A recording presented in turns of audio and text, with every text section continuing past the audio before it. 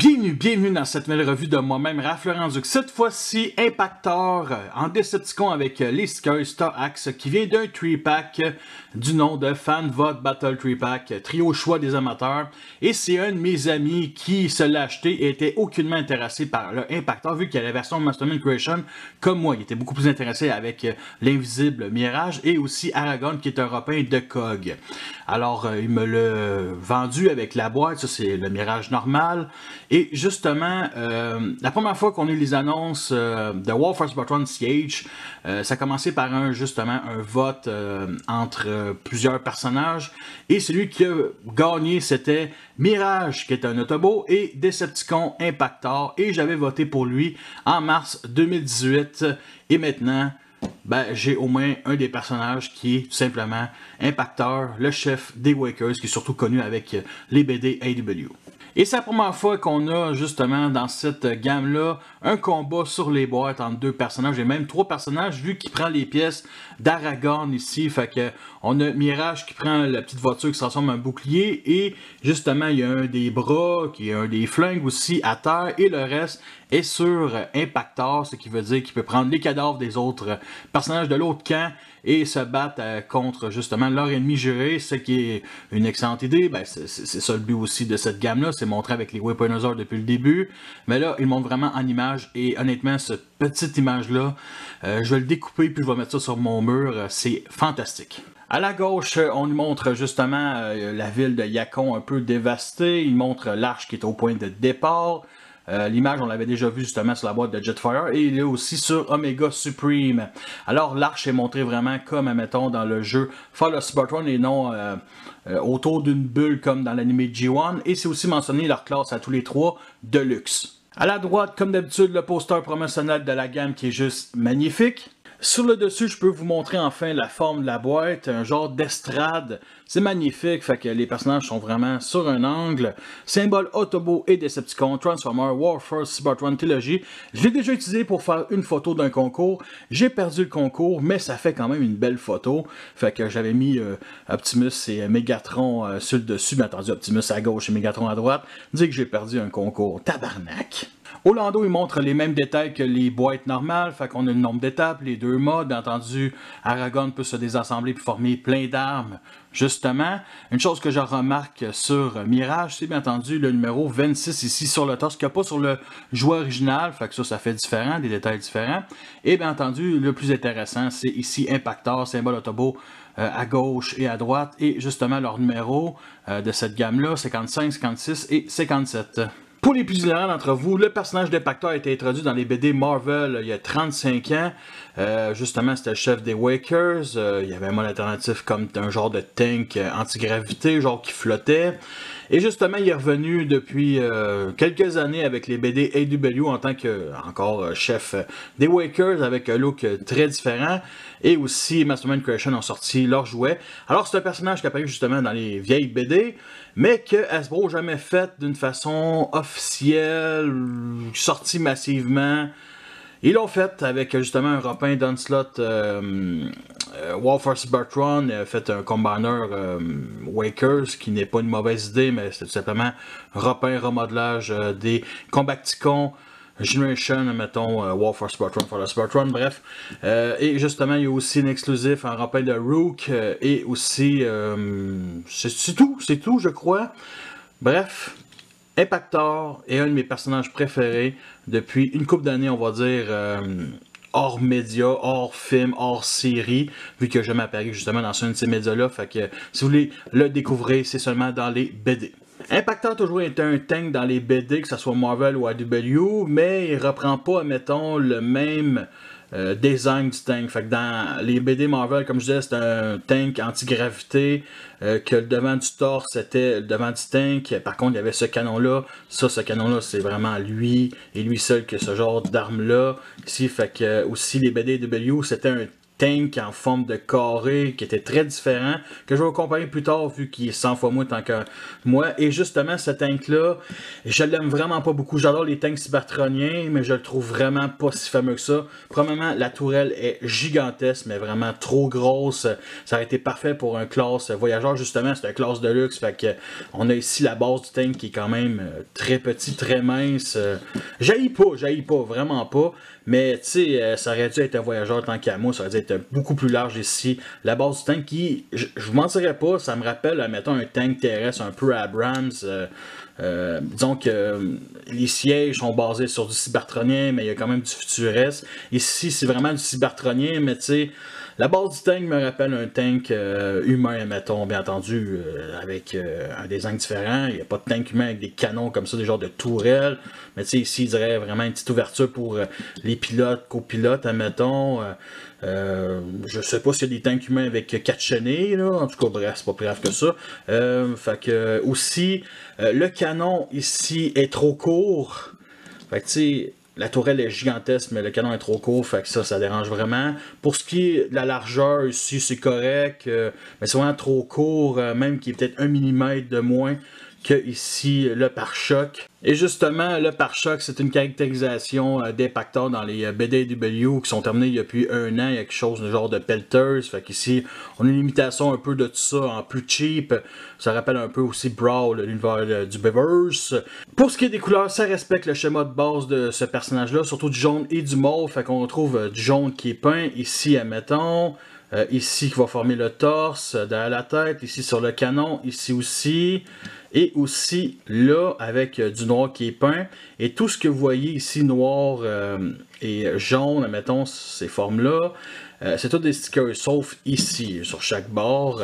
Fait qu'à part de ça, on a ici du rouge, surtout pour le mode robot, du silver ici, pour le mode robot aussi, mais entendu à l'avant pour le pare-choc, pour les traces, mettons, de Battle Damage ici sur chaque côté. Du gris plastique ici pour les tourelles, ainsi que ici le genre d'harpon. Sinon, on a du noir pour les chenilles qui est aucunement peint, mais qui est peint ici sur l'arme. De base, il était du gris plastique et je trouvais ça assez laid. Fait que j'ai ajouté ici du noir, ce qui est déjà beaucoup mieux tant qu'à moi. Pour ce qui est des stickers, ça embellit vraiment toute la figurine. On a enfin les détails comme dans les BDW. Toutes ces stickers-là, noir et jaune, ça représente les miniers dans les BD. Ils l'ont fait aussi pour Megatron de cette gamme-là qui rend vraiment magnifique, que j'ai pas acheté. Alors, on a ça ici sur chaque bord, tout simplement, une imitation de ça. Et toutes des stickers de miniers pour tout le contour du tank ici, à l'avant, sur chaque bord, et même à l'arrière ici, qui va être les pieds. Fait que on a des détails ici, tout sur le contour. Et bien entendu, on avait chose aussi avec stickers bleus ici. Justement, j'ai pris rouge pour que ça fasse d'autres phares. Fait que aussi, on a ces stickers-là qui représentent des phares. On a ça aussi qui sont pas super utiles. Et ici aussi sur le dessus, honnêtement, ça sert à rien comme détail, là, mais bon, c'est apprécié.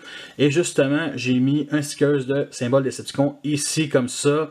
Et on a aussi d'autres détails, ici genre de grillage, ici sur le côté, ici, au bas aussi. Et on en a aussi à l'intérieur de cette trappe-là. Pour ce qui est du point de vue en dessous, à part l'arrière des cuisses ainsi que la fourche, il n'y a aucune autre partie du robot qui sont apparentes, fait que ça reste quand même assez propre. Il y a un trou ici au milieu qu'on voit justement, mais c'est à cause de l'arme. On a ici les roues avant qui sont accrochées après les chenilles et les roues arrière aucunement sur les chenilles, simplement vers l'intérieur, ici comme ça, et il n'y a aucun souci de roulement. Alors pour les armes, bien entendu, il y en a quand même beaucoup pour un Deluxe. Alors bien entendu, son arme principale ici, qui est, comme je disais, trop court, mais bon, on peut lever le canon comme ça. Ça s'enlève pour que ça devienne son arme principale en mode robot. Et justement, ça pivote. Ici, 60 degrés, c'est assez tight. Sinon, on a le pare-choc ici pour défoncer des voitures, d'autres tanks. Des tourelles ici qui sont fixes. À part de tout ça, on a ici double canon. Ici, justement, il y a des stickers à l'intérieur, j'ai oublié de vous mentionner. On peut même les mettre en bleu. Fait que ici, on peut mettre des effets laser que je vais vous montrer tout de suite après. Sinon, il y a ce canon ici, bien entendu, qu'on est capable d'identifier rapidement sur un champ de bataille que c'est Impactor. Ici, bien entendu, son harpon.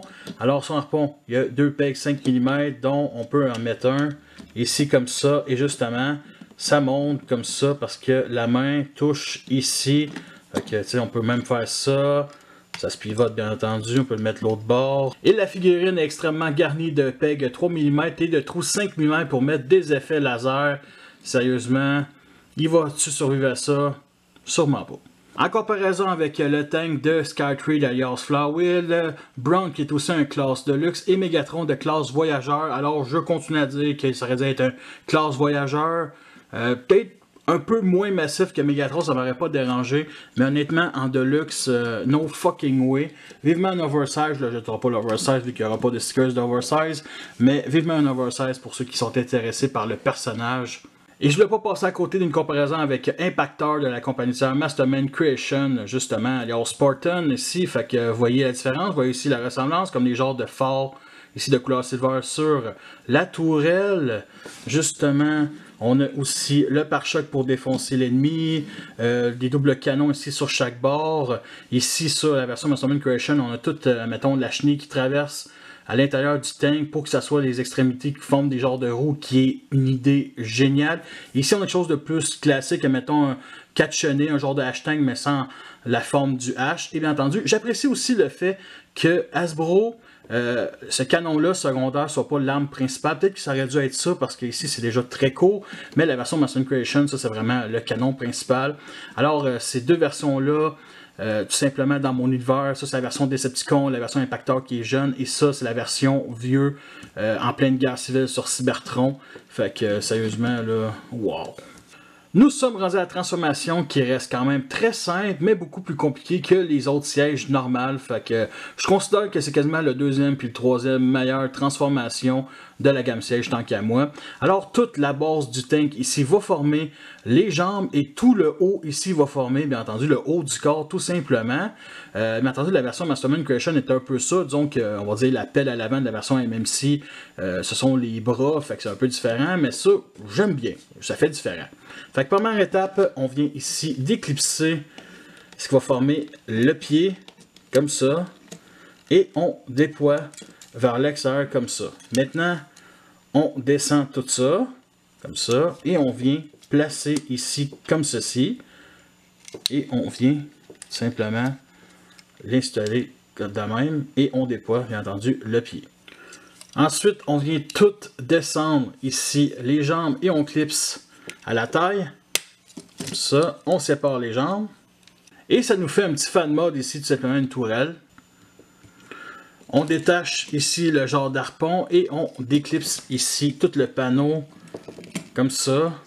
Ensuite, on enlève ici le flingue principal qui était accroché justement avec ces deux pegs 5 mm dans ces deux trous-là sur chaque bord.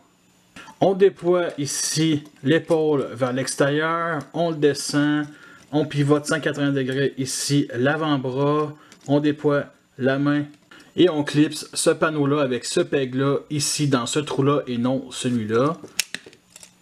Maintenant, on pivote ici le canon secondaire, on sort ici la tête, on la pivote.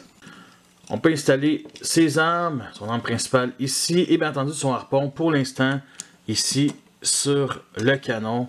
Et le voici en mode robot et il est extrêmement réussi. Alors c'est le mode le plus intéressant tant qu'à moi. Le seul point négatif, c'est tout à fait normal pour cette gamme-là. C'est bien entendu les trous ici à l'intérieur des jambes, à l'arrière ici, ici justement dans les coudes. Au moins l'arrière des jambes est fermé, ça j'apprécie ça. Mais bon, c'est rendu une norme là, tout simplement avoir plein de trous parce que quand on met, mettons sur une étagère comme ça, dans notre face, on voit pas ces défauts là, fait que ils pensent à ça Hasbro, ils sont assez intelligents. On a du rouge ici beaucoup plus présent qu'en mode alternatif. Sur la version normale d'Hasbro, c'est tout simplement de la peinture jaune. Alors justement, on avait le choix d'avoir des carrés bleus ici pour les stickers des pieds. J'ai pas, si mettons il n'aurait pas été rouge, j'aurais fait un dur choix, mais bon, vu que ça fait d'autres forts arrière, ben, je trouve que ça passe assez bien, puis ça fait avec le rouge. Justement, d'autres stickers ici aux avant-bras qui rajoutent quelques détails, pas si important, mais bon, c'est quand même le fun. Sinon, double visage, sérieusement, un double visage ici sur le torse, avec genre de personnage de cartoon. Avec des barniques en carré tout simplement, puis bien entendu ici la bouche, et bien entendu aussi sur la fourche, un autre visage extraterrestre, on dit ça de même, avec des yeux rectangulaires qui sont des stickers ici, aux extrémités, et bien entendu ici un genre de nez triangulaire qui est aussi un stickers, fait qu'il y a peut-être ça ici qui forme un genre de bouche, je sais pas, il me rappelle Fong dans Reboot. C'est Fong dans Reboot, Calice. Alors, on avait des détails ici, jaune et noir, un petit rectangle, comme ça, qui était tout simplement de la peinture. J'ai remplacé ça par les mêmes détails, c'est juste que un peu plus de petits détails ici. Et à la droite, c'était le symbole de Decepticon, qui était quand même très beau, mais j'ai décidé quand même de le cacher ici avec des détails de minier. Et on avait aussi des stickers ici, surtout pour, mettons, la version normale, et je trouvais que c'était trop concentré, alors je les ai mis ici sur les genoux. Fait que ça sort super bien, il y en a un peu partout sur toute la figurine. On a des stickers ici sur chaque bord de la tête que je vous ai déjà montré à mon alternatif. Et ici, un symbole Decepticon. Alors, on avait le choix aussi des Autobots et des Wakers.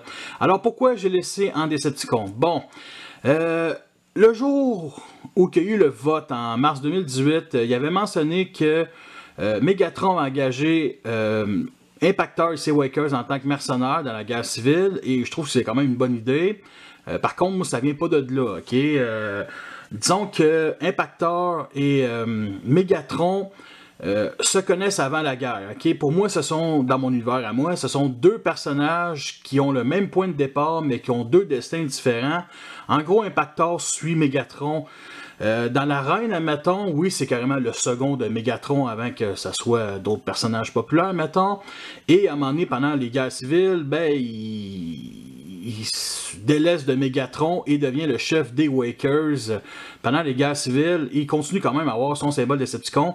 Par contre, c'est pas un Decepticon qui tue des Autobots civils. C'est vraiment un chef de guerre au nom de l'État cybertronien, mais il garde quand même son symbole Decepticon. Et justement, pendant la guerre civile, Autobot Decepticon, ben, il reste du bord des Autobots, tout simplement. Fait qu'il n'a jamais été, en tant que tel, un énorme Decepticon. C'est juste que, pour moi, dans mon univers, c'est important de montrer deux personnages qui partent du même départ et qui ont deux destins différents. Fait que, aussi, une chose que j'avais bien aimé, je sais plus dans quel univers, mais à un moment donné, les Wakers étaient contre les Autobots et les Decepticons, ils ont fait du grabuge dans les deux clans.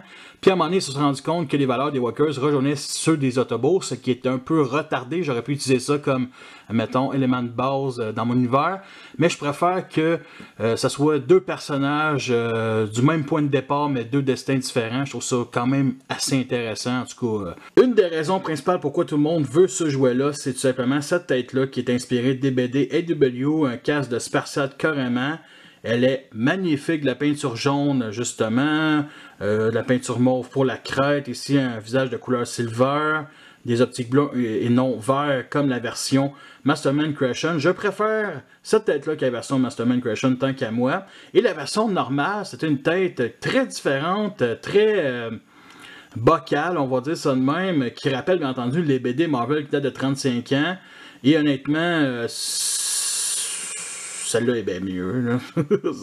Elle est 100 fois mieux, ça c'est certain. Pour l'articulation, la tête ici est sur un bas joint. C'est assez limité, mais elle l'est quand même. Pivot ici pour l'épaule, on peut le lever comme ça. On peut lever tout au complet ici cette partie-là sur cet angle-là comme ça. Pivot ici pour le coude. Et quand on fait un 90 degrés ici vers l'avant, ça cache le coude. C'est rare, me semble, qu'on voit ça, mais ça cache carrément le coude. Bien entendu, la main vers l'extérieur et vers l'intérieur comme ça, c'est à 80 degrés, mais c'est dû à la transformation. On a un pivot non à la fourche, non à la taille, au torse. Assez spécial, c'est la première fois que je vois ça. Sinon, pour les jambes vers l'avant, vers l'arrière, sur le côté, c'est du ratchet joint seulement sur le côté. Un peu spécial. Pivot ici, justement, au genou, 90 degrés vers l'arrière. Pour le pied, vers l'intérieur, comme ça se pogne ici dans le petit coin. c'est correct. Sinon, on peut rabaisser le pied, mais c'est à la transformation. On peut le mettre comme ça, mais c'est à la transformation. Alors, pour le backpack, on a de quoi d'assez gros, mais je sais pas, je trouve que ça fit avec le personnage. La version Mastermind Creation est à peu près la même chose. Fait que non, c'est très acceptable. Bien entendu, un petit trou pour mettre sur un stand Revoltech. Alors, son arme principale, on peut la mettre ici sur le bras de la même manière que Megatron. On peut venir pivoter ici la main et nous offrir ici justement un trou 5 mains pour mettre un effet laser, fait que des armes de secours, mettons, comme ça. Et bien entendu, on peut mettre son harpon ici comme ça, comme dans les BDW, ça fait assez bien. Et bien entendu, cette arme-là, on peut la mettre ici aussi sur le canon d'épaule. Et ce n'est pas tout, on peut déclipser le canon d'épaule et justement sur les deux bords, on a des trous 5 mm et on peut utiliser ces pegs 5 mm là qui accrochent justement son arme principale en mode alternatif et tout simplement y mettre comme ça sur l'avant-bras. Et le voici garni d'effets laser dans les trous 5 mm et les pegs 3 mm. Est-ce qu'il va survivre à ça? Ben, j'espère que oui. En comparaison avec la version Mastermind Creation ici, alors, quoi dire de plus? Les deux modes robots fit quand même ensemble. Bien entendu, les détails sont très différents. Puis, honnêtement, ça reste assez appréciable. C'est sûr que dans mon univers, Impactor, comment il devient grand, surdose d'énergon, on va dire ça de même. Lui, il fait beaucoup plus, mettons, avec les Wakers, mettons même Springer, mettons, il est assez grand dans les BDW. Lui, c'est des Deluxe avec une tête de plus, admettons, des vieux Deluxe, admettons, mais disons que la gamme siège, on a 2-3 formats de Deluxe, des petits, des moyens et quelques grands, comme justement Impactor. Fait que, non, les deux fit très bien ensemble. Honnêtement, là, je pense que je préfère le mauve et le jaune de la version d'Hasbro que peut-être la version Mastermind Creation. Mais bon, c'est deux univers différents, fait que ça me dérange pas que peut-être Impactor, on va dire, devient moins foncé. Dites ça de même, c'est un peu raciste. C'est le Michael Jackson des Autobots. Ça, c'est raciste par contre.